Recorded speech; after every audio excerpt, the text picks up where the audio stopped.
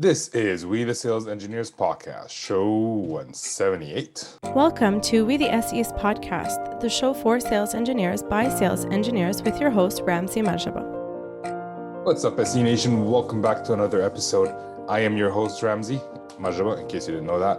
And we're talking about sales engineering in general. Like, sales engineering is a new role. I mean, I know sales engineers who've been doing it for 25 years, but also many companies don't even know what sales engineering is. So sometimes sales engineering as a function within an organization comes in late to the party, I guess, and they are not given their proper due.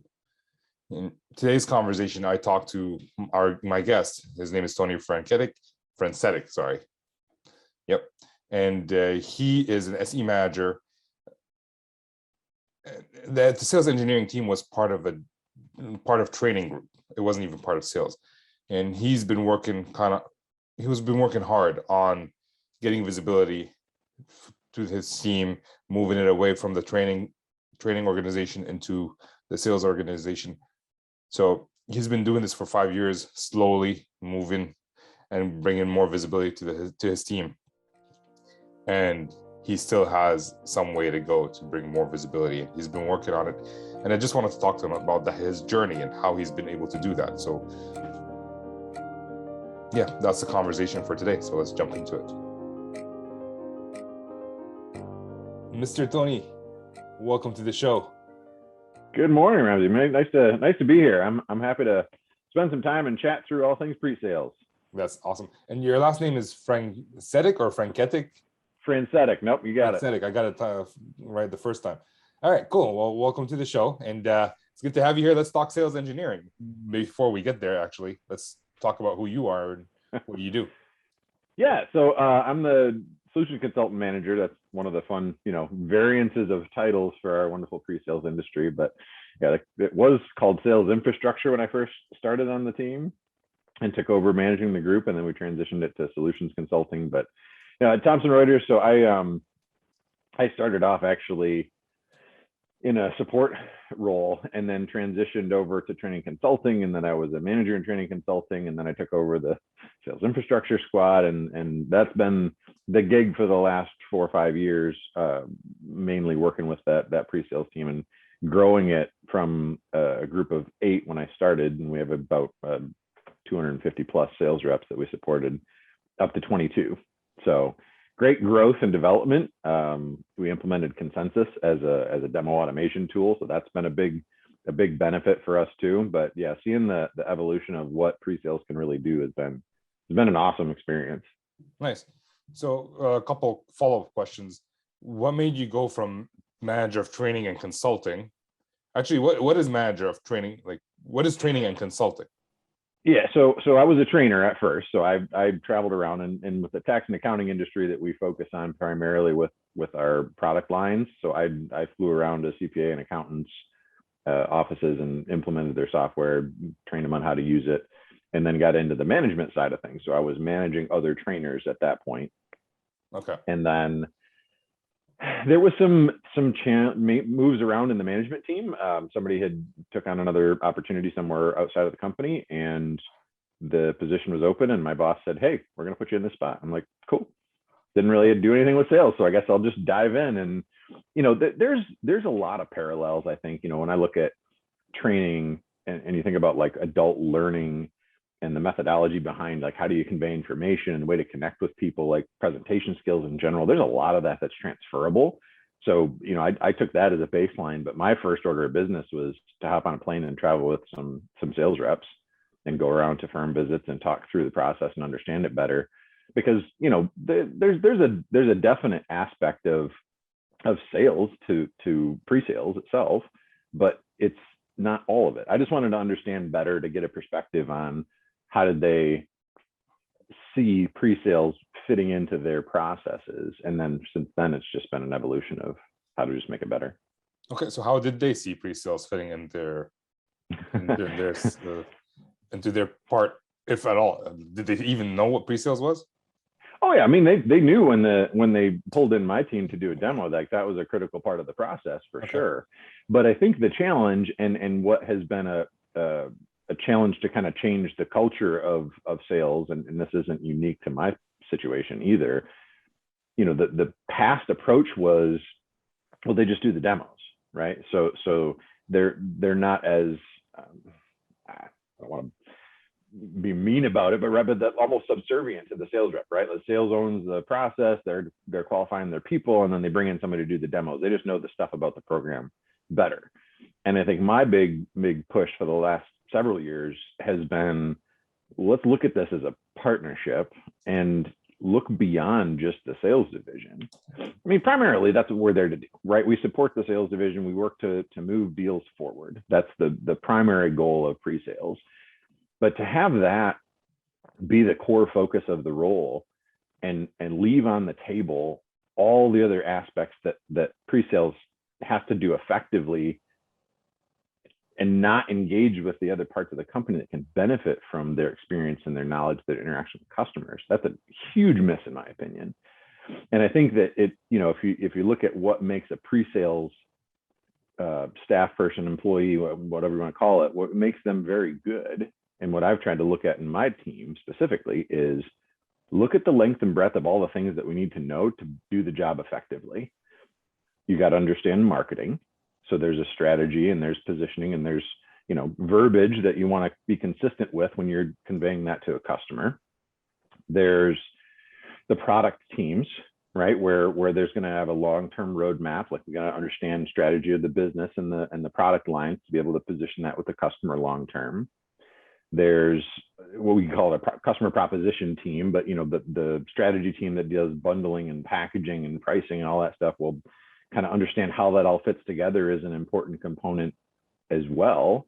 The sales team, obviously, you've got to have some pretty strong relationships and understand how to work with them, and then the presentation skills that come along with it. So to me, pre-sales is kind of that bulk of all divisions, and really, in my opinion, should have a lot more influence in those other areas than maybe they do today. And that could be, partially why pre-sales is starting to blow up the way that it is right now and becoming such a prominent piece of the sales process. Right. So if you were to have a Venn diagram, you would see that pre-sales is kind of in all of those. Like product was separate, but pre-sales is part of it, and marketing is separate. So I like that. Like we are involved in so many different areas. Was there a sales engineering team in your company when you first became an SE manager, or did you go into SE and then build a team? So it was there. It was actually part of the training and consulting division at that point. Okay. So and I've heard this in different organizations, whether they're defined specifically in the sales org or if they're in that training group, mainly because of the presentation components of it and the depth of product knowledge. There's not always that parallel in the sales division. But even the hierarchy of the sales division can have an impact on the success of pre-sales in general. Primarily of like, who do they report to? When I first came on, we moved into the sales division, I reported to a VP of sales. And he's my old boss at this point, but I love working for the guy, but at the end of the day, he was focused on his numbers to meet the quotas for the floor. So the strategy of pre-sales wasn't a primary focus. And since then, we've kind of shifted around, and now I've got they call it sales development director that I plug into and is not responsible for a direct quota. So then we can talk strategy and think about how do we improve things. How an organization is structured. When it was under training consulting, when I started, it was there, but it was very adversarial, right? It was training versus sales, right? So there was this really strong, if you screwed up my demo, then you killed my sale, and lots of finger pointing and struggles at that point, versus now being a part of the sales division tied into even some of the compensation plan to what the sales team does at large. That certainly has strengthened those relationships quite a bit. Okay. And you mentioned that it was more of a subservient relationship, and you've worked to move it to a partnership. How did that process? I'm sure it's still work in progress, and you still have ways to go, like we all do. But how did you start steering that boat away from being subservient into more of a partnership with with sales?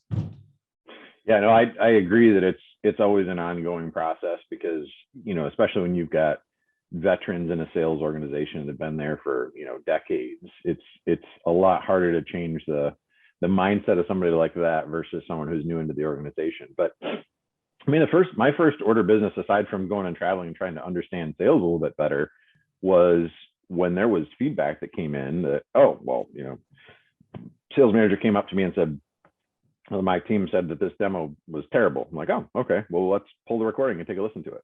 And I sat down with them and, I'll own if there's issues that my team needs to improve on. And I'm happy to go through and have that be a coaching opportunity for my squad. But at the same time, I think it was very evident that, a sales rep would join the call, introduce the solutions consultant, and then go do something else. Even if they would pitch a question back to the sales rep, if something pricing or something came up and they're not even there, they don't respond to it. Like there's definite things where we can kind of have a balance to this. And I think that was the first step in understanding that if you're going to have a demo, the solutions consultant, the pre-sales person can't care about that deal more than the sales rep. So there's a big part of that was just some recognition, I guess, that it's not always on somebody's shoulders. It's a team approach to it.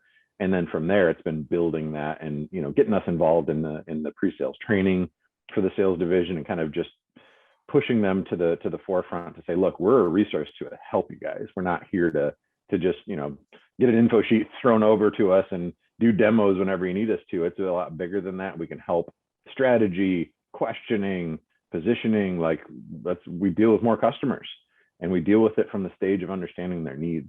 And I think that was probably the biggest impact, is when there started to be some recognition of, hey, they can actually help me before a call. Okay, so like SEs were not involved at all until like, hey, come do a demo. And did you ever run into the problem where they didn't provide the right information for the demo or anything like that? Yeah, and I mean, and there were reps that recognized it and they would reach out and have some of those, but it was not as common. It was more often that it was, got the demo sheet, hopefully had an agenda call, and that agenda call was, well, I put all my stuff on the info sheet. What more do you want? Right. So there wasn't that kind of engagement of strategy. How are we going to approach this together? It was more, well, I put the notes on the sheet, just do that. So yes, it's been an evolution from there for sure. So you mentioned that you had like hard evidence video or phone calls recorded. Sure. To tell them like, oh, we messed up here, but where were you? How did you get them to see the light in terms of, you send me this call sheet and all the information in there? Like, how did you show them the value of actually partnering and telling you like, come join us in a discovery call, or actually want to participate in a pre-demo call with the account managers? Yeah, and I think it's going to vary a little bit by the personality of the sales rep, right? Like at the most basic, a lot of sales reps who are there, like they have the confidence to have the conversations, whether or not they know the details, right? So that's part of it, and they never want to come across as not knowing a response to something. So I think everybody, the approach to help a sales rep understand it is going to differ by that person, and some take a lot longer to get through to than others.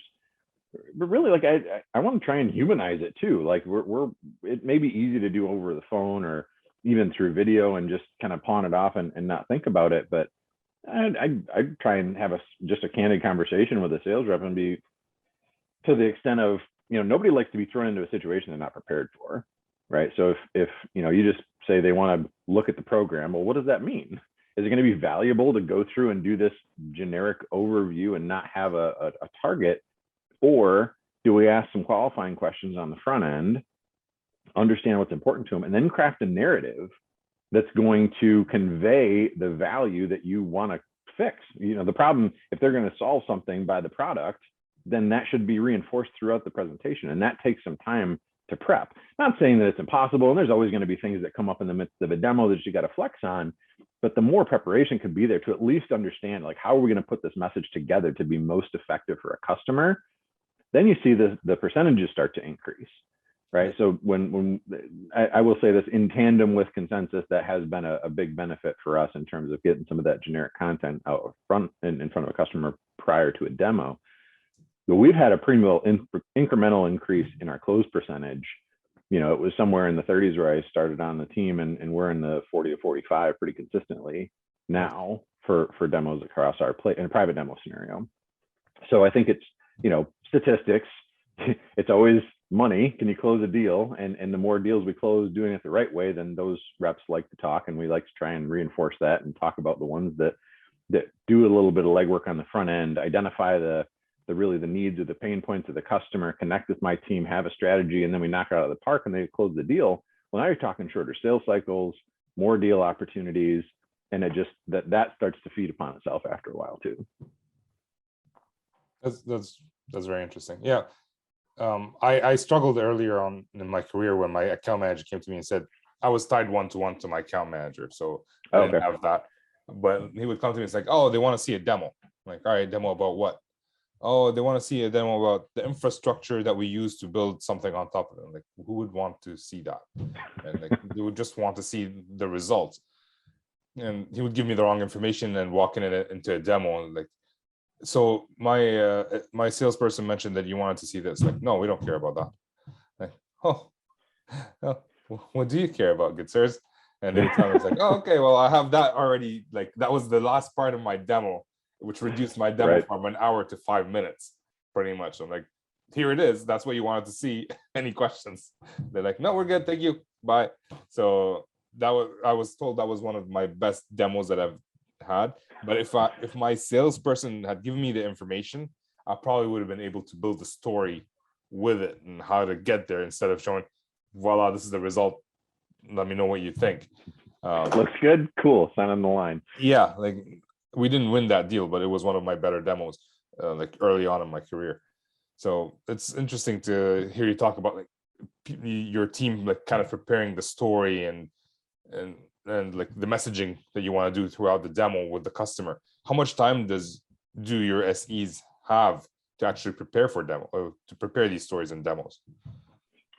So, there's some reps that when they're working with the deals, and depends a little bit on the customer, if they can schedule something a week or two out. My team stays pretty busy. This is the heart of our selling season right now. So, we're pretty steady at 2, 3, 4 demos a day. And those are typically about an hour long. We put a buffer in there on the front and the back end for setup and for recap so that they've got some time between demos. But, ideally, 2 to 3 day lead time to have an actual demo there. So there's time to connect for an agenda call and try and map out that strategy. That's what we try and stick with.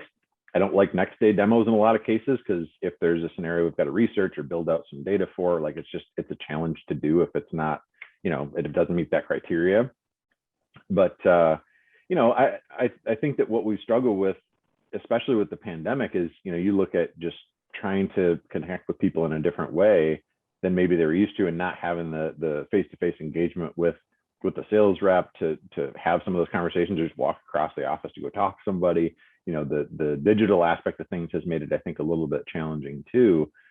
But I find more times than not, it's either we haven't done that legwork, or the firm was busy, didn't respond, and didn't give the right information. So there's a handful of scenarios where my team is basically trying to qualify and do that on the front end of a demo, coming into it. And I'm not naive either, right? Sales reps, they've got a challenging spot to try and engage with the customer and not feel like they're trying to sell them on it, right? The customer is going to be immediately defensive because it's a sales rep. They don't necessarily just, open up their heart and share all the things that they wish they could have with a sales rep, because they want to be involved in making that decision themselves, versus a solution consultant gets on a call and they can have that interaction with them and say, look, I want to show you the program, man. I just want to help you understand what's important to you. Like, oh, okay. And then they just spout off all these things that a sales rep isn't necessarily able to get unless they spend that time and build the relationship and so on. So there's probably half or so, maybe more than that, this year, especially, where we're challenged to do that on the spot. And I'm blessed with a really, really solid team. We've been working to build this team up for the last 4 or 5 years, and it's an amazing group of people that are pretty adept at picking up on what's important to the customer, and then conveying that message as they go. So we get lucky there, but it's definitely a continuing work in progress. Nice. And your customers, like when I work with my customers, I can talk to a user who's interested in every field that my GUI has. I can talk to a director who's interested in how fast the test runs, for example. Yeah. Like, do you have that as well? Because I haven't tried to sell anything to CPAs. So I'm curious, are they more interested in the user, like how to use the UI, or the results that UI would give? Yeah, it's very similar split to, like you explained. You're going to have a partner and owner who may not have hands in the product as deep as a staff person. So they want the high level value efficiency, roadmap. Like they want the long-term strategy piece of it to make sure that their investment is going to be well utilized for years in the future, versus a staff member, an office manager, a tax partner, whatever, where they're going to be intimately knowing and using that platform. They want the specifics. Can it do X? Because I'm used to having my program do X. Or, well, what does this experience look like? Or where is this going to benefit me? So I think another component you bring up really that's important to pretty much should be anybody in pre-sales is knowing the audience and then how to convey that message it's going to hit the right. So if I've got a partner and a tax manager and a staff person that's all a part of that same demo, not only do I have to convey a narrative that shows the value that connects to their pain points, I also have to highlight for each one of those the pieces that are important to them. Because what's important to a partner is significantly different than that staff person. And that takes some skill and development as well. And I think that anybody in pre-sales, and you get into demos and just the volume that you're able to deliver, the longer that you do that, those experiences that you go through and understand that, man, I didn't connect with that person. It would have been so much better if I did X. Growing and developing by delivering, I think, is a core part of pre-sales and what makes it a challenge. And I feel like, so we all make mistakes in a game, and I talk about this a lot. Like sales engineers are the athletes of the sales world, except Sure. most of our practices are in a live game, live demo. Yeah, so a good way to put it. Yeah, and how do your SEs, like you mentioned, you have pre-sales training someone. What does that entail? Is it like a one-time workshop with someone like Chris White or John Kerr or something like that, or is it a continuous? Considering you were part of a training company, a training department, is it a continuous thing? Yeah, so with the way that the tax and accounting industry runs, we've basically got a cycle that ebbs and flows a little bit around the tax season. So January to April every year is the heart of tax season, and that's primarily when we're going to be slower, and we focus on that, right? When it's internal training, cross training, refreshers on products, skill delivery, and so on. When I onboard someone or we go through kind of the baseline of it, we follow, the great demo methodology. So Peter Cohen, that's kind of the core part of where I was brought up in. Since that point, I've got another division, and I hired in someone from our sales enablement division that did like the sales training side of it. Demo to win, he's certified in. So that's an aspect of that where there's a lot of similarities, right? You from a methodology standpoint, like do what's important to the customer. Yeah. The high level overview stuff doesn't really add value for anybody. So, but it is a continuous learning for sure. But you can't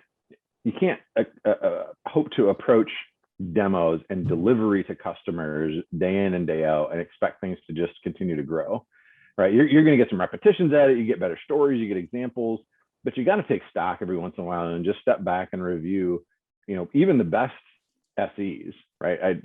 I kind of follow the strength finder approach, right?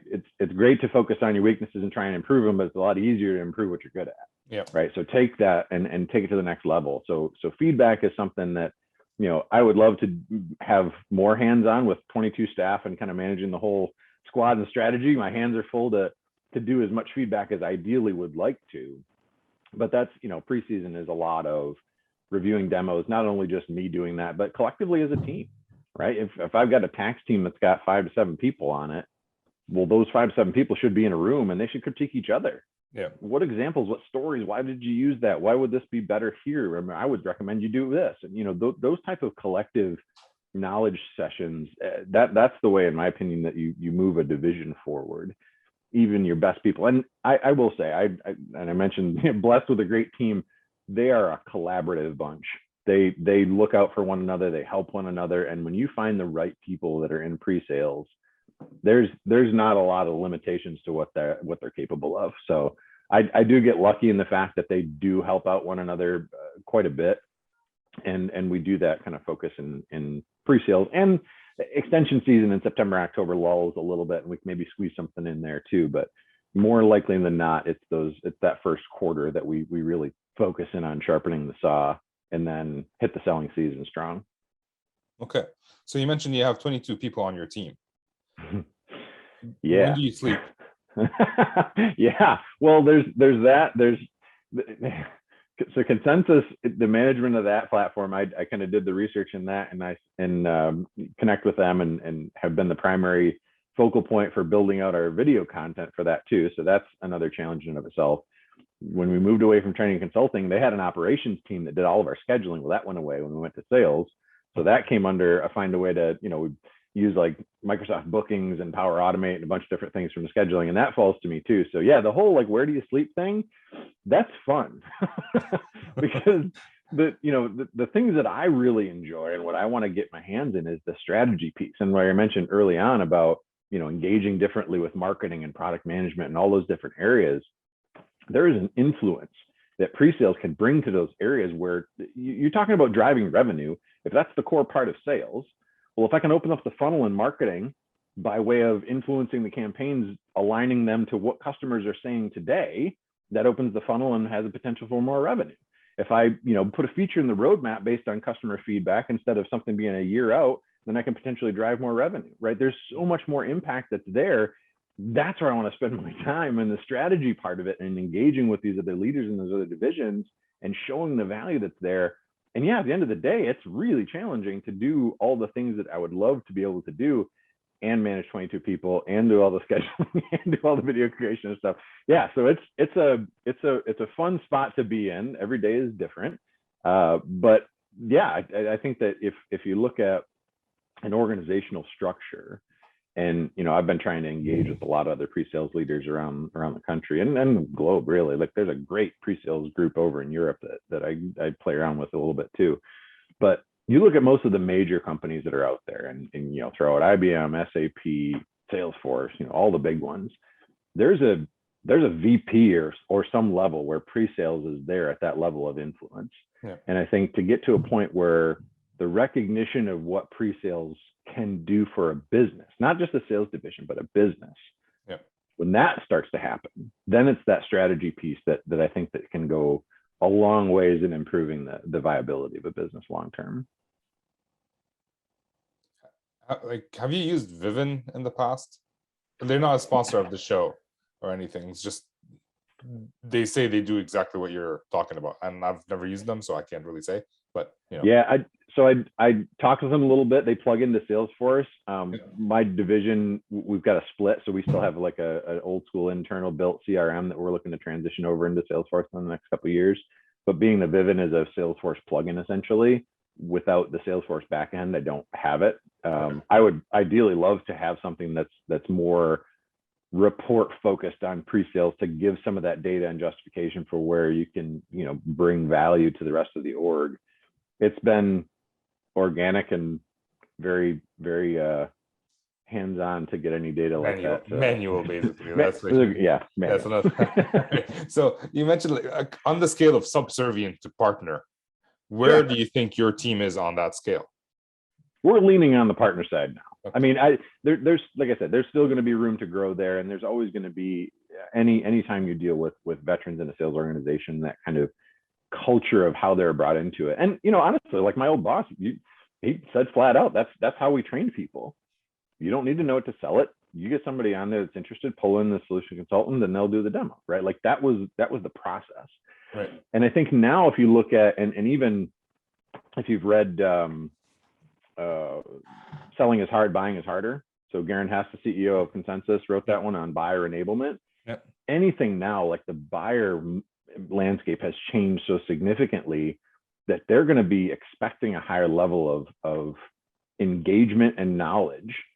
So if you have a sales organization that doesn't want to change or adapt to the times, that's the hard part. And I will say, like, there's been plenty of staff that we've worked with and new people we've helped to onboard, and they understand and are bought into it and are fantastic to work with. And that's the core part of the floor that my team's focused on.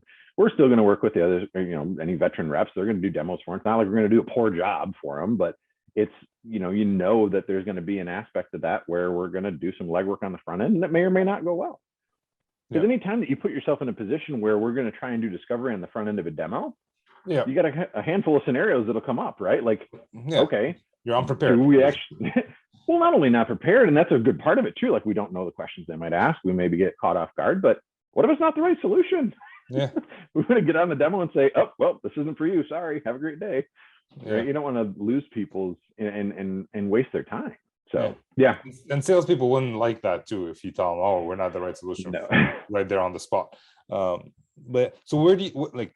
Okay, they're the subservient to a partner scale, and then what is beyond that partner? What are you looking to get to? And you mentioned Vivint, and they actually have a presentation. There's a image that I pull from quite often that they had put together that says pre-sales is at the center of influence. And that kind of, you mentioned the Venn diagram earlier of where we plug into all those other components. Like that's a big piece of where I see we're at. Now, the core part of it is still always going to be to engage with the sales division and be a partner, but also if it's sales training, if it's qualifications, questions, onboarding, that's a role that is not even really on a peer level. And I'm not trying to say like who's more important than another, right? Sales reps have a challenging job. They've got, the amount of calls to make, they've got the amount of times to be told no and beat down and still stay positive. Like there's a lot of challenges that come with that role. So I'm not naive or saying at all that they have an easy job. I don't think sales engineers or pre-sales has an easy job either to that extent. But if you look at like where pre-sales, what they have to know to be effective and what that means for a sales organization, well, they should be the ones helping to drive that process of sales, knowledge, positioning, questioning, uncovering needs analysis, all that type of stuff, because they have to do it as part of the job. So why not have that influence there? So, partner is still going to be there, and it has to be an approach for a demo where they're both bought in, they both have a part to play in that story. But as a business, pre-sales should plug into a lot of different areas and really partner beyond the sales division. To me, it's that influence that they can bring to help move by way of just volume of who you talk to, right? Like the customers that are there. Now, again, we've got a fairly large CPA and accounting market in the US. So there's a big swath that we can pull through there. And even last year in the pandemic, we did 3,000 private demos and 25,000 virtual ones through Consensus. Okay. I mean, that's a fair amount of customer data to pull through and say what's important. And that's competitor details.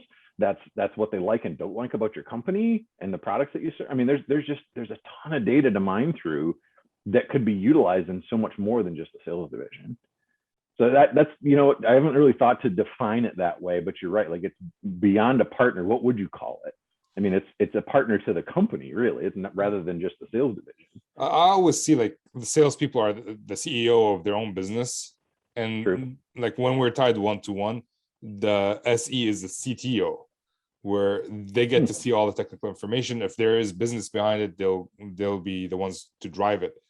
So I always find that relationship interesting. It gets harder when you have a pool of SEs and they're not tied to account managers, so they don't own the account as much or own the customer relationship as much. But part of the CTO thing that I see is they have to be from early on in the sales cycle, they have to be involved early on in the sales cycle so that they don't go to the demo and they have to do the discovery during the demo. And like if you're part of the discovery, like I don't want to be part of qualification. You know what? You take care of that, Mr. Salesperson. Figure out if they have budget, figure out who the influencers are, but bring me in when it's part of discovery. And it's easier said when you're tied one-to-one or you're not as busy and you don't have a pool of SEs going all over the place.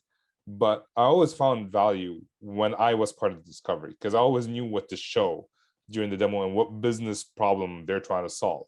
Right? If they're trying to solve like, oh, our automation is slow, we need to make it faster. How can you help us? I'm not going to show them the GUI. I'm just going to show them like, hey, I've already automated it. Look, it's done in 3 seconds. Right? Versus you click on this, you click on that, and now you get the results. So it's just, I don't know. I always found it helpful. And if my salespeople saw me that way, if I can get them to see me that way, it always added value to them.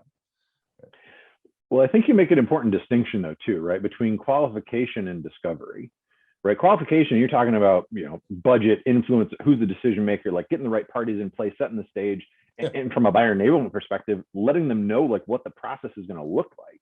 I think that's a step that's missed quite frequently, just because most people who research technology, they suck at it because they don't do it that often, right? So help them through that. But then there's the discovery piece where the technical side of it, and I actually really like the CTO piece. I'm probably gonna steal that. But to understand, like, there's a technical aspect to that where if the sales rep's not going to have that depth of knowledge, would they ever be able to do the right qualification type of questions? And I think that's where I find myself now, is like, well, we're at a kind of a crossroads. Do we continue on the path that we are and just add more SEs to be able to do what we're doing today? Or do we look at how do we skill up reps in a different way to work on that qualification? Because you reach a point, even with 250 plus reps across our floor, 22 is still not enough. You're talking 10 to 1. Yep. And that's still a challenge. I mean, it's a 1-to-1, you have a relationship, you understand how to work together, you deliver together, like that just becomes a second nature. If it's always rotating, that it is hard for consistency's sake. But yeah, that's an interesting piece, is the discovery versus the qualification, and who really should be involved, who's capable of being involved in doing the best discovery to make sure that the time spent with the customer is going to be the most valuable. And that's the paramount piece, right? Is the customer experience. From my experience, when I work with a good salesperson, we can tag team, because you already said that people don't want to talk to salespeople as much as they want to talk to like the technical person. Sure. But if you work together, the SE can give credibility to the salesperson, like just by virtue of being there and saying like, oh, they know what they're doing. They've helped so many customers, right? And then if they can tag team and talk about the business problem, the salesperson can talk about the business problem, and the SE can understand, okay, this business problem can be solved through these technologies. And it's just, I always found it easier, because whenever I did a demo that I was not involved in the part of the discovery that had wrong information. Right. I'm in networking, so I'm not sure how different from a technology is very different from a technical standpoint. I'm not sure how much it would be different, but I always had the wrong information, so I wanted to be part of the discovery versus showing up on site like, this is what my salesperson wanted to see. Do you agree? No. Oh, all right, let's do the discovery again. Throw it out the window, right? And then it lengthens the sales cycle in many cases, because sometimes the demo is, then at that point you're kind of doing an overview demo versus a targeted demo, which that's what consensus is for, right? Why did we have to do this again? So that lengthens the sales cycle. The salesperson is not happy because now it's going to be longer for them to get commission. But if I'm part of the discovery call, I can shorten that sales cycle by, I don't know how many. Discovery call, customized demo, versus discovery call by the account manager. I come in and do a generic demo, and I might have to come back in and do a customized demo because now I have the information. So that's how I see it, at least. Yeah, and I think that's the crux of the argument, right? Like if you're going to say that we'll just ask some questions on the front end of the demo. Well, there's only a finite amount of time, right? So if you cut off 15 minutes of discovery, now there's only 45 minutes, and you got a closing and wrap up and questions and positioning at the end. So it's really only like 35 minutes to do the overview that ideally takes an hour. Yeah. So of course you're going to have a secondary follow-up to it. But one of the things when we got consensus to a level where we've got a library of those demos that are going to be out there to utilize ahead of time, I've tried to define it almost as like more of a firm process to say, you do your bit of front-end discovery and shit about consensus, right? If consensus can close the deal, which we've shown that it has in some instances, push for the close, as opposed to schedule a private demo, send them consensus and hope that there's some questions that you get back before the actual demo takes place. Because we've had those scenarios, and I joke about the one particular that, one of my team had recorded this demo, and we had it in consensus. We had all the different chapters. It's his voice, it's his value props. They did exactly what I said. They scheduled the demo, they sent consensus, they never connected, they didn't have anything, so they get into it and says, well, just go do an overview demo. It was the same guy that recorded the consensus demo. So I'm like, well, what are they going to say that's different? Those are the same value props we're going to go through. They're going to hear it again just in a live format. What value is that to anybody? Yeah. So 100%, like if you understand like how you're going to play together, the other thing that's important when you have that relationship with a sales rep and you can do that kind of tag team approach to it man, if they understand those needs and they have that, and that could be by way of what we helped with in discovery, and just had a good conversation about strategy of how we're going to approach this. When you have those conversations from a relationship standpoint as a sales rep to the customer, that's where you tee up your SE too. You're exactly right that the solution consultant can reinforce the value of the sales rep and their experience, their knowledge, and helping customers and so on. Boy, how cool is it though when you get a sales rep says, all right, Mr. Mrs. Firm, this is the scenario we talked about where you mentioned this is the most important thing in front of you. This is the part you want to play into, and just tee up that solutions consultant to really get everybody drawn in and listening and paying attention, so then they can really knock that part home. Yeah. So any bit of that relationship is important. I'm on par 100%. Yeah. Well, that's the whole partnership thing, I guess. Yeah. Exactly. All right. We can talk about sales engineering for days. We usually do. Let's move on to the not so fire round. These are the same 4 questions that we ask almost every guest. Benny usually starts us off, but I forgot to invite him to this call. So don't blame Benny. All right. No worries. Question number 1. What do you love about managing a team of SEs today? I made reference a couple of times that I really like my team, but for me, the things that I really get value out of and what I enjoy about my role is helping people grow and develop, right? Like one of my first managers had told me when we sat down, he said, okay, well, what are your career aspirations? Where do you want to go? And, coming into a company brand new, like I don't really know the way around. He says, well, I want to help you get where you need to go and help you get the tools and skills and experience to do that. If it's with my team, that's awesome. If it's with Thomson Reuters, cool. If it's outside of the company, I'm still going to support you. And I've kind of kept that methodology. And, nice. I think that there's a lot that goes into the personal aspect of things and making sure that you have relationships with your squad.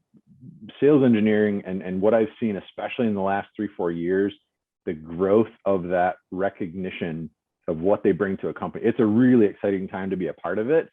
I'm just lucky that I've got a great group of people that I can help go through. And yeah, there's some that have chose to exit and go to different companies, and I still engage with a lot of them. I still interact with them a lot, and I wish them all the best, because if they were able to take those skills that they learned, not from me, certainly they developed that. A lot of the effort goes on them and their delivery of it. But, if I'm able to help them get to a point where they're able to see their career move to somewhere else that's going to be a betterment of them, then kudos to them.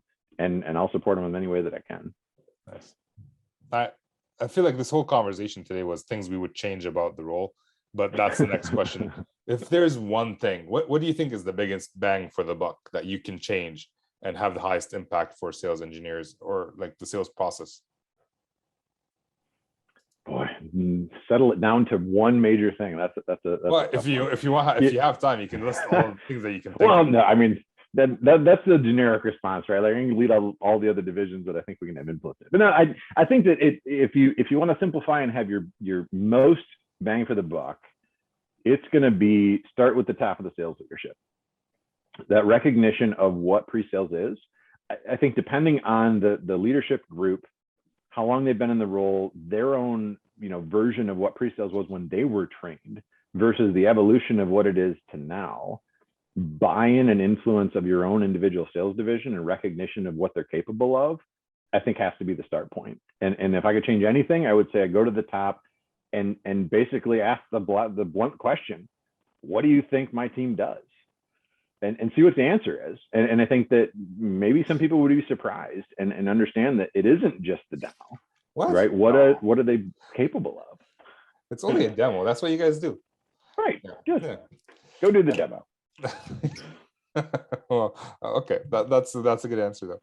All right. Question number 3. Is there a resource you'd recommend for people who are going into your situation, trying to change the culture, trying to change the way people see or perceive sales engineering? Yeah, I mean, I guess the first thing that I would say is if you're not engaging with the pre-sales communities that are out there, start with LinkedIn, get out and find any of the myriad groups that are out there. We, the sales engineers, obviously is a big group that's out there. There's multiple other ones that are across the globe, and engage with other people who've gone through it, right? And I find myself doing that most often. Like I'm still fighting that battle myself. So there's a lot of it that, I'm looking to others for their experience and what they've done in the past to get where they are. So it's make the connections and just have conversations. The thing that I found really, really cool about the pre-sales community especially is if it's a leader, and it doesn't matter if they're just a manager. In my role, if they're a global VP of sales engineering somewhere in a major organization, most everyone that I've reached out to and said, can I pick your brain? They're open to do it. Yep. And to me, that's the coolest thing, is like, there's such a mantra of like, the lone wolf approach in the sales world where, I'm not going to tell you my secrets because I'm hoarding my own success. Pre-sales people love to share. And I think it's indicative of the division in any company. If you get pre-sales, they just want to help people. And that's been really, really cool. So go out and engage, connect with people on LinkedIn, ask some questions. Like, just to prove your point, I'm going through my website right now. I had just started my podcast. I had maybe like 15, 16 episodes in with 200 downloads a month, maybe. And I reached out to John Kerr. So episode 17. So that was, not all 17 were out. So maybe I reached out to him when I was doing episode 14 or something like that. Hey, you want to be on the podcast? Sure. John Kerr. Right. You never, like, I'm like, my mind was blown. And since then, it's been consistent that doesn't matter who you are, which level you're in, people are willing to reach down and try to pull you up. So that's just amazing about the sales engineering world. So, it is. And John's fantastic. I've been on a couple, like when Consensus did their demo fest and all those things, like he was a panelist and he was a presenter in those, and to be on the stage the same way with Peter Cohen, John Kerr, Chris White, anybody that's out there, like, these are, pillars in the industry, and to think that I can share a stage with some of them, it makes me feel weird sometimes. I'm like, I don't know what I'm doing with these guys. Like, they've been this for 20 years. I've been doing it for, the last 5, but it's awesome. And there is a great community of people. I agree 100%. Last question of the not so fire round. Is there a habit you are working on today to improve, whether it's in your personal life or professional life? Yeah, always work on stress management. Right? Sleeping. Sleeping would be important. That's true. Yeah, I think that's something where if you get some stress management out of the way, maybe you can sleep better. But no, I think that if you look at just managing the time, if you get to a spot where pre-sales can have the influence that it can in a company, and you start to engage in all those different areas, prioritization.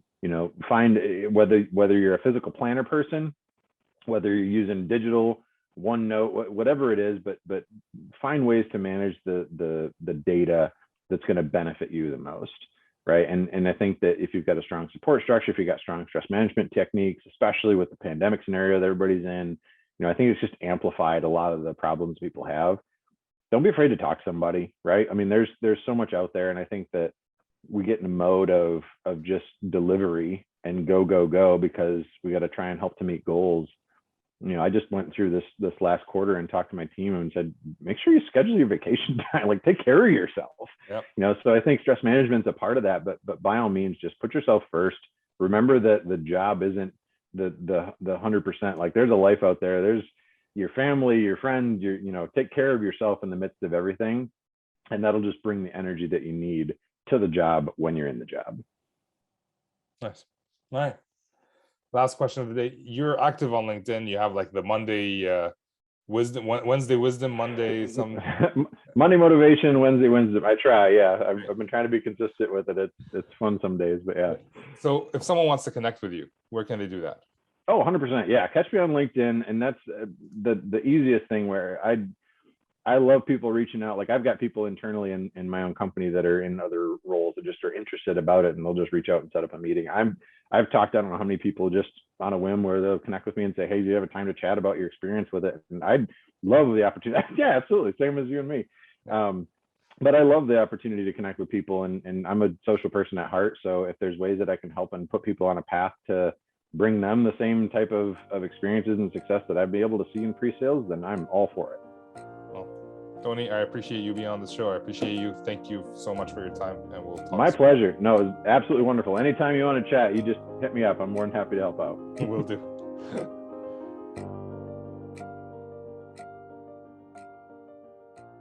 Thank you, Tony, for coming on.